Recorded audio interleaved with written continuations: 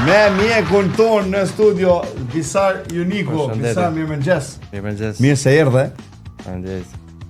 Mas po faleminderit që erdhe, se e dim që e ki edhe dinamikën e punëve, je në zonën, po që ku t'ja shëlloj me të parën. Specialist i enterohepatologjik. Gastroenterohepatologjik. Këtë zot në të mija tuja. Nuk e lexova. Ja qëllova ma në fund. Aja qëllova ma në fund, po të se 2-3 mersha murzu, mersha në thu. Doki, a ki pas problem të mja qëllu shtu me të porën, kur e s'kjedhe, a hiq? Jalla, ku pas probleme. Po, ha? Mirë se erdhe, edhe e di që ke qenë dhe ma herë këtu. Ambienti, do më thonë, është i pëlqyshëm, i përshtatshëm. Relaksus. Dok, pse pas që të kongë në alëshoj kjo për alkohol, dishka, nashta që vidin që është shkaktuar nëmër një melqis. Ka pas lidhe dishka, po. Ka pas lidhe. Doki, qysh përshkojnë punë mas pari? Mirë, mirë, ashtu kemi menaxhimin e mirë atë. Ta shem dhe si është të detyra atë i udhëheqësisë shefit në part. Po? Punë shkojnë mirë, domethënë personeli mirë ashtu. Që pas gjitha ato konditave mirë, për herë, domethënë ka pacienta, po arrim të dalim në ballë. Na sot jemi bashkë këtu për me fol për neve, për ndëgjues, për shikues të nis për i faktit që jemi të ushqy keq, dok. Jemi të ushqy keq. A është shkaktuar numër 1 i pacientëve që ballafaqohen me juve keq ushqyerja? Përgjithësi unë kam thënë atë edhe si kështu interesant është ushqimet më të shijshme që janë, më dëmshme për lukthë, për organa, di kështu. Përgjithësi ushqimet domethënë pa shëndetshme, vetë fjala, domethënë ushqimet e yndyrosë, ushqimet që kanë sheqerna shumë për shkak të fermentimeve që shkaktojnë ato shkaktojnë fryrje, ushqimet që janë kalorike, nuk është tërshmëria mirë këtëve për pasojë ato akumullohen në lukthë. Edhe si pasojë irritojnë mukozën ashtu në mënyrë kronike dhe pacienti ndjen refluks, djegësim, nauze, domethënë prirje për vjellje, kështu me radhë. Ka dhe ushqime të tjera, do të përmendet alkoolin, përveç melqisë, alkooli është edhe shkaktari shumë smundjeve të tjera në organat. Edhe lukthin ata kanë për arsye se ta janë acid të tepërt të fluoridrik, edhe për pasojë ajo, domethënë e irriton vazhdimisht mukozën e luktit. Po. Mandej kafet, përdorimi i kafeve, sidomos për mbajtje e kafeinës atë, çajat e zi. Edhe çaj zi. Edhe duhani shkakton probleme në lukt, sidomos është ndër shkaktarët, më thoni i dyti pas Helicobacter pylori që shkakton i thatin apo ulçerën në lukt. Për arsye se nikotina si substancë është kryesore, vazhdimisht domethënë irriton mukozën duke tajuar acid kloridrik të tepërt. Për pasojë edhe vijnë ato komplikimet, patologjia. E ç'kjo dok se po ta mendem me vetë për çto që përmendën Helicobacter. Pse është shpeshtu ç'kjo? Domethënë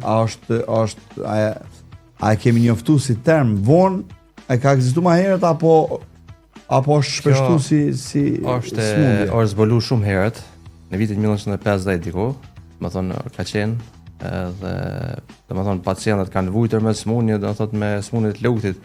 Biletos janë shkaktarë edhe të ulçerave, siç thamë më parë, i thatit në lukt, por edhe të 1% e vogël të smundjet malini, kancerogjene. Kanë ekzistuar, do thotë, por nuk kanë pas metoda avancuese, nuk kanë ditë njerëzia, do thotë që mund të jetë ai shkaktari, por tash është zbuluar që domethënë me teknika më së është zbuluar që një ndërtosh ky Helicobacter shumë i shpeshtë, diku 80% popullatën botë kanë, domethënë mirët me gjësendet pa pasur, shumë gjithë, domethënë kontagioz, mirët gjithët, me po. Në për ushqimin, në për restorane ose ndonjë ujë kështu i kontaminuar me gjëra të mos në kështu ushqimore, është shumë shkaktar të tjerë. Por është ngjitës. Domethënë ai pacient që vërtetohet me diagnozë, me teknika, me laborator analizë, që ka Helicobacter dhe që ka simptome që shprehin, atë duhet trajtuar. Po a heket dok? A heket? Ka shumë diku 10 protokolle trajtimit Helicobacterit janë, do thotë. Trajtimi i parë, protokolli i parë nëse evidentojmë një pacient që ka Helicobacter, domethënë së duhet të cekim metodat e diagnostikës e përcaktimit të kësaj Helicobacter nëse ka. Domethënë metoda e parë është me gjak, janë ato trupat IgA, IgG. Pandeve është antigjeni me feces, domethënë me jashtëqitje. Po. Teknika tjetër është me fundit është edhe urea breath test, domethënë me frym. Po. domethënë pacienti shkon në esull pa konsumuar asgjë, pa pi. Laborator edhe vendos ai laboranti një mashut dhe kjo është me teknika frymës. Domethënë pacienti merr frymë shumë dhe shon frymën 2-3-4 minuta. Paraprakisht e pin një tablet i cili është dioksid karbon që domethënë e vërteton aty për atë helikobakter nëse ka. Rezultati është i shpejtë pas një orë gjysmë diku. Po a heket a shrenjosët? Ekziston 10 protokolle. Protokolli i parë i trajtimit është 2 antibiotik shkohet me inhibitor të pompës. A dinë pse gjithë? Terapia është domethënë 7 deri në 14 ditë, optimale është 10 ditë. Domethënë pa 10 ditë duhet më janë siç pacienti ose atë mi çu deri në fund. Po. Edhe dikur domethënë mas 2 muaje ne e përsërisim me antigjenin me FCS, me jashitje, po dhe me frymore mi vërtetu a është eliminuar bakteria. Në shumicën e pacientëve eliminohet. Po krahasë kur edhe është recidiv përsëritet. Atë do të më shku me trajtime të tjera, protokolle të tjera. Domethënë çrrenjosët heket nëse vetë shkojmë me këto protokolle. Ashtu, nëse përmbahet pacienti me rekomandimeve të mjekut, specialistit, në këtë rast, këshillave, do thotë edhe gjithmonë paralel duhet më shku edhe me kujdesin në ushqim. Po. Doki, shka është shumë e rëndësishme që po më intereson me diskutu bashkë është përveç ushqimeve që tashmë nuk po di njerëz ku më besu sepse po ka nutricist të ndryshëm, dikush thotë e han vezën, dikush thotë mos ha vezën, dikush thotë haj patatën, mos ha patatën. Haje çfarë diun e laknën, mos ha laknën. Tash njëri nuk po din as ku më i besu se është bë shumë, është bë çaq shumë. Dikush thotë qumshti të bën dëm, dikush thotë qumshti të bën mirë. Nutricistat shumë. Po përveç ushqimeve që tashmë për diet që sepse jeta dinamike po na detyron, po na obligon me hongër ushqim jashtë. A janë edhe emocionet tona që na bëjnë dëm në organet tona të gastro të brendshme. Po, dhe faktori stresogjen është. Stresi. Po, absolutisht. Dhimbja diçka, mërzia.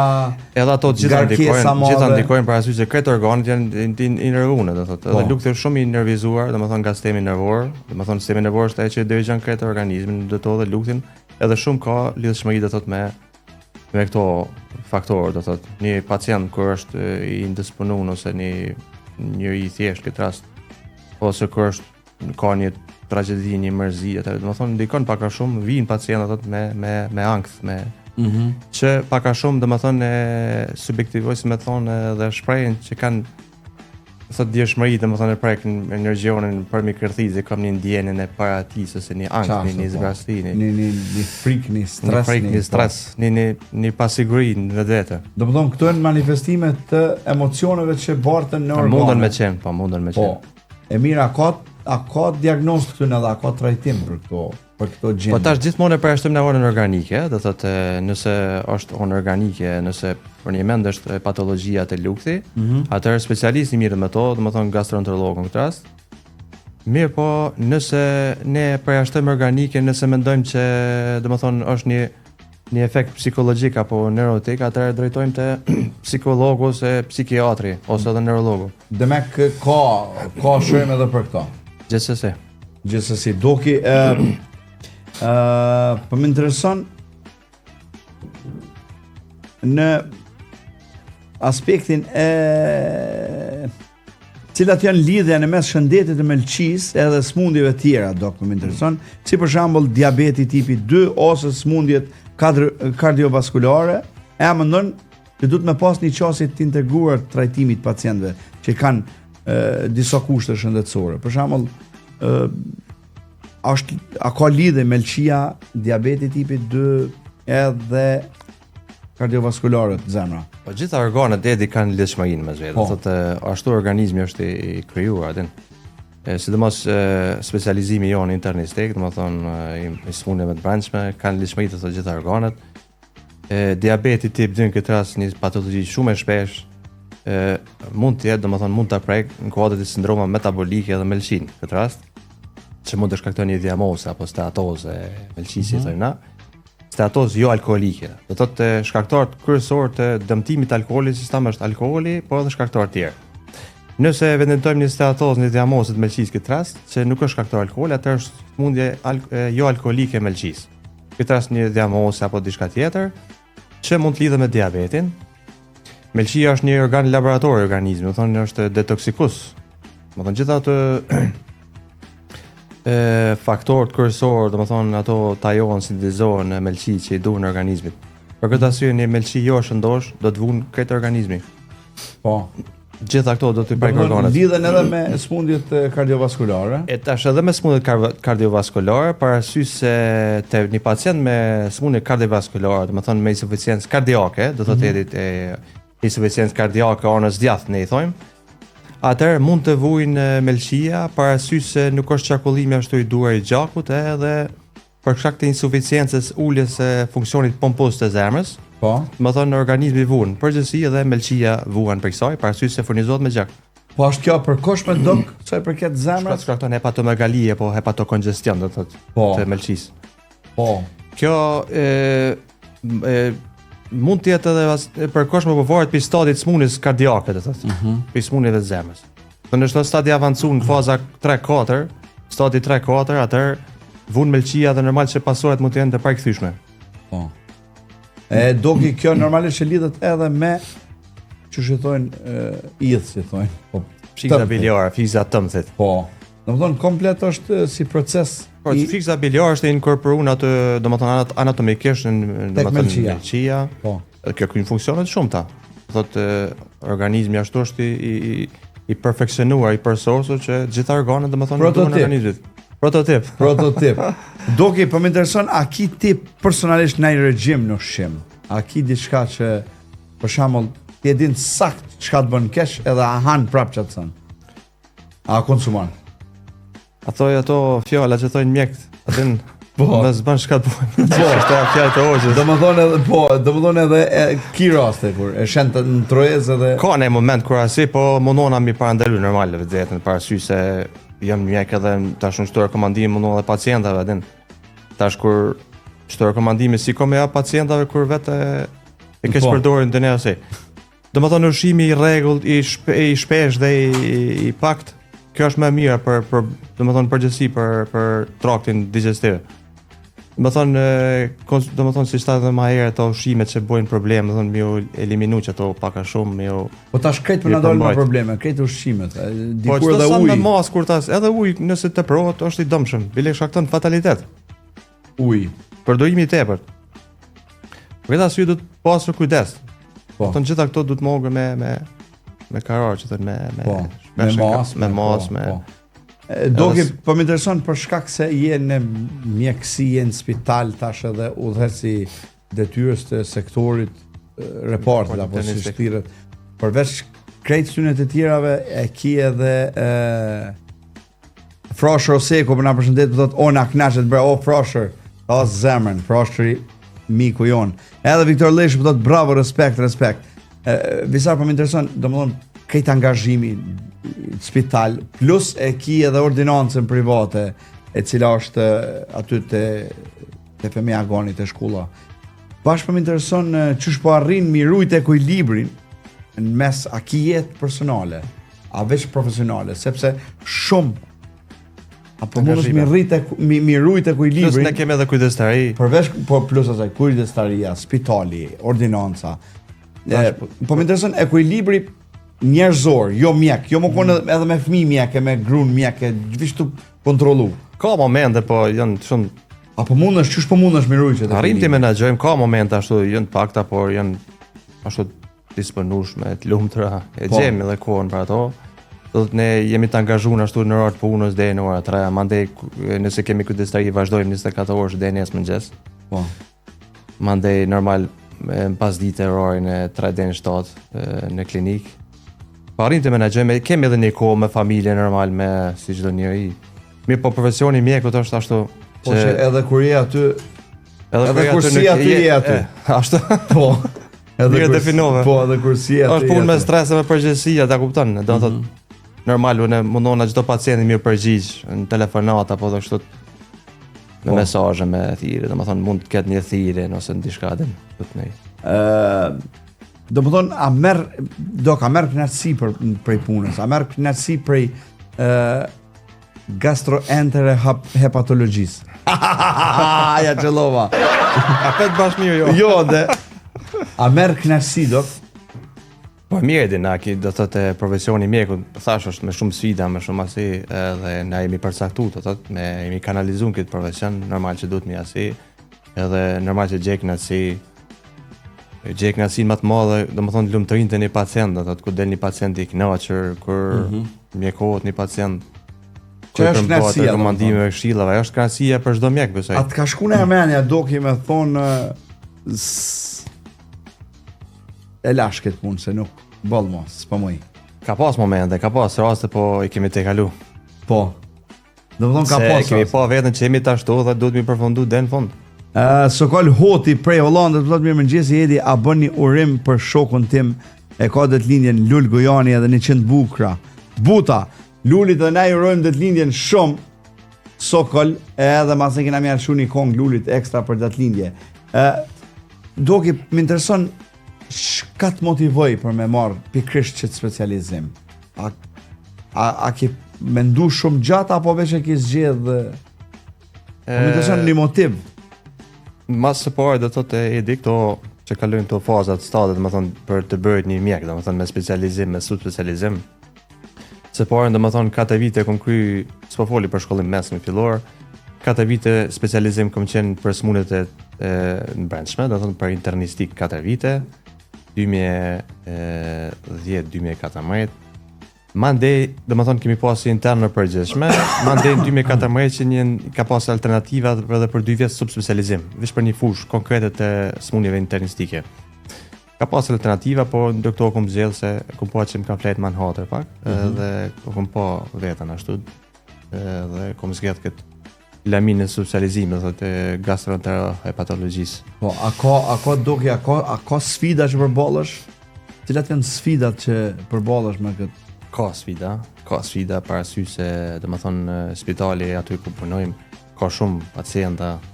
Domethënë disa nga aparaturat janë, po ka nevojë më tepër aparatura.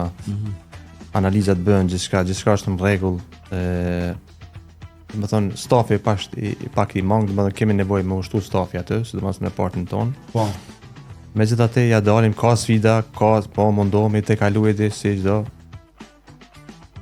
çdo mjek, si çdo ka sfida, ka. Dok a ka një zhvillim për trajtimin e smundjeve, pikërisht që thonë smundjet e zorrve inflamative? A ka diçka avancim në këtë aspekt? Janë ato protokollet, domethënë nëse detektohet ndonjë smundje, domethënë se patologjitë e zorrve janë të shumta. Në doktor që mendoj që gjitha smundjet vijnë prej aty, çështoj shumë. Sidomos smundje inflamatore që i përmendet ti, domethënë ato janë shumë, edhe ato janë të shprehura, me tepër të moshat të reja 20-30 vjeçare, janë 2 smundjet kryesore inflamatore. Janë protokolle trajtimit për këto, domethënë ka check-up për këto. Po. Edhe domethënë ka trajtim. Po më intereson dok, cilat janë disa këshilla për njerëz që vuajnë edhe me tretjen, sepse dim që tash edhe po ka shumë ankesa. Cilat janë disa këshilla ushqimore që mendon që mund të ndihmojnë pa medikamente, pa u fut në terapia, për shembull disa këshilla të lehta për ushqim sa i përket ushqyerjes. Po, pikë së parë Edi do thotë tham gjithmonë do ta themi, do thotë ushqimet normal, si parandaluese, në radhë të parë, domethënë konsumimi i kafes, domethënë orë të jashtme të mëngjesit, domethënë para ushqimit ndikon shumë në vazhdimisht, domethënë ta janë acet kloridrik, edhe vazhdimisht domethënë në ushqim në terren të thatë, domethënë kur lukthi është i pa ushqim, pa dozë të ushqimit aty, atëherë normal që do të shkakton probleme, domethënë tajimi i acidit kloridrik të tepërt. Pirja e alkoolit të disa që është domethënë shpreh edhe ndikon shumë. Ka njerëz që pinë edhe esoll alkool. Edhe esoll alkool. Sidomos domethënë rrezikshme? Shumë rrezikshme. Nëse i kthejmë kafes, sidomos nëse domethënë mendon njeriu ta pi një kafe ose diçka, më mirë është për orë mbas orës 10 diku. Po. Por arsye se në mëngjes diku 6-7 është një hormon që tajot shumë kortizoli që i thojmë ne. Ai është hormoni i anti-stresit dhe është hormon që e përgatit njerin për mu çup. Po për mu kfill. Po. E tash kortizoli do thotë tajon edhe adrenalin tepërt, edhe kemi takikardi për pasojë, do thonë pacienti është njeriu i thjesht në atë moment është shumë domethënë është temperabil ose për shkak të tajimit kortizolit që është normale, është fiziologjik. Edhe konsumimi i kafës tash domethënë paralel me tajimin e kortizolit në atë moment do thotë do shkakton dyfishim të efektit, si do thotë. Përpasoj do të kemi rroje me të fuqishme dhe me të shpejta të zemrës. Për këtë arsye këto shkaktojnë probleme. Tha mu po mbojnë kafe turke, dok. Gjithsesi këtu po mbojnë kafe turke, që shtyp me çat ku shkoi tjetri. Po mbojnë kafe turke në mëngjes. A mendoni mos mbani më kafe turke? Veç macchiato. Veç. Doke, po më intereson me ditë çfarë këshille do të jepnit një trio që dëshiron të ndjek të fushë të mjekësisë. Po, këshilla parë do thotë do të jetë shumë i vendosur, do të normal të thoj populli ja bëj hizmetin. Mjekësia dën vazhdimisht punë, do thotë fikse parë në saj varet çfarë drejtimi do të zgjedh, nëse shkon për studimet mjekësisë, nëse kur vjen edhe koha për ndarje specializimi aty, atë ti mendon mirë gjatë stazhit që kryen çaj mjek i arshëm. Aty e kanalizon e gjen veten do të ku është më tepër. Këshilla ime do thotë nëse merr çfarë të specializimi normal që duhet për kushtim, duhet punë, duhet djegur vazhdimisht. Edhe betim përveç. Edhe betim, patjetër. Betim. Betimin e Hipokratit. A ka raste do kur pa na shkalojnë disa mjek të betim që është shumë i rëndësishëm? Mund të ketë, si çdo sektor që ka. Po mendoj ashtu. Po mendoj që çdo mjek e kryen punën. As një mjek nuk dëshiron me s'jap një zgjidhje, një mjekimi një pacienti. Po. Nuk mendoj ashtu. Çdo mjek e kryen punën e vet ashtu qyshe parashtron, qyshe vlerëson e vet. Mund të ketë atë si çdo asi, po te kalon këto edhe mendoj që më shumë bojnë punë të mira. Ma shumë bojnë punë të mira. Doke, une të falenderoj shumë, se une di që kemi shumë me fol në këtu, nëse në alojnë gjithë ditën a muj me fol, po veç edhe diçka për fund, po më intereson si mendoni se roli mjekut, cili mendoni që është edhe roli mjekut në edukimin për lidhen mes shëndetit e tretjes, shëndetit fizik, shëndetit psikologjik, shëndetit edukimit të ushqimit, cili është roli mjekut, a mund tjetë edhe ndonjë rol këshillimi, ndonjë rol? Gjithë ato që e përmendë edhe, domethënë janë si triat, tu kanë lidhshmëri gjitha. Po. Unë kisha rekomandu, po sa është normal, duke nisur nga vetvete apo edhe pacientave, ta kenë një dietë ashtu e balancuese të ushqimeve, ta bëjnë një jetë jo sedentare, domethënë jo jetë fast food apo diçka për dishmëri kështu. Ta bëjnë një të rregull ushqimit domethënë i shëndetshëm, të zgjidhët ushqime, aktiviteti fizik ndikon shumë si relaksim, që përmendet edhe për sistemin nervor edhe për qetësi shpirtërore, por edhe për organizëm ndikon shumë. Një aktivitet fizik i moderuar, do të thësha gjysore, 40 minuta ecje, ashtu me hapat jo dha shpejt, domethënë mjafton ditore, domethënë 5-6 ditë në javë, nga gjysore se 4 minuta se në palestër me fitness, me ushtrime. Doki, unë të falenderoj shumë që ishe, mos na lash Zoti pa juve, e mos na boft Zoti për juve. A është lutje mirë kjo? Gjithë të thonë këto. Doki, falenderoj shumë, me neve ishte mjeku jon, gastroenterohepatologjik. Ha? A e qëllova? Tash e qëllova. Por janë një, a e qëllova? Yes!